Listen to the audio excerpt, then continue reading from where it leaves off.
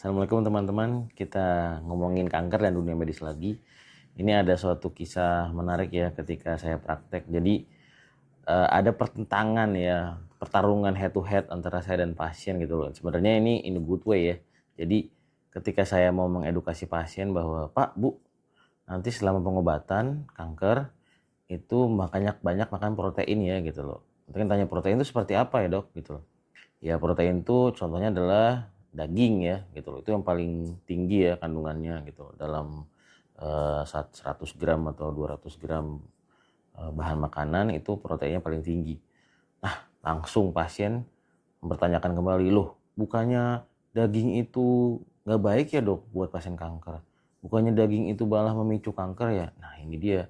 Ini adalah misinformasi atau informasi yang salah. Kemudian saya nanya balik dong, loh, ibu tahu dari mana? Bapak tahu dari mana informasi tersebut bahwa daging itu malah menyebabkan kanker itu semakin berkembang gitu. Ya kata si A, kata si B. A si B ini siapa? Bukan dokter, bukan tenaga medis, bukan expert, ya, bukan orang yang ahli. Dia tuh tetangga misalkan gitu. Atau bisa juga saudara atau baca di grup WA RT RW keluarga ya kan.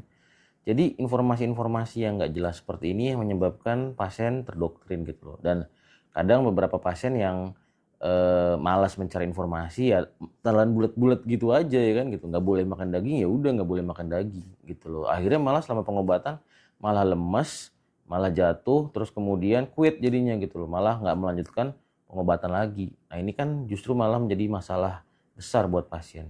Nah ini di sini kita sebagai orang medis ya, apalagi yang berhubungan dengan kanker ini, kita harus meluruskan hal-hal seperti ini. Nah cara meluruskannya juga kan nggak bisa ya kan kita konfrontasi langsung ke pasien gitu loh. Nanti mereka malah menarik diri gitu. Jadi buat terutama buat pasien-pasien ya gitu loh. Nanti kita akan menjelaskan mungkin di video selanjutnya karena nggak mungkin di satu video ini bahwa gimana sih cara mencari informasi yang benar gitu loh.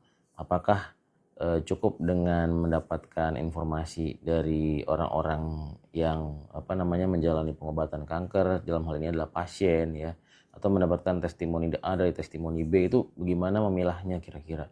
Itu jangan sampai kita salah langkah justru malah itu akan menjadi musibah seperti itu, karena salah langkah akan menjadi musibah gitu. Nanti akan saya jelaskan gimana sih cara mencari informasi yang benar untuk menjalani pengobatan kanker ataupun ya pengobatan apapun secara umum dalam dunia medis. Oke, segitu saja.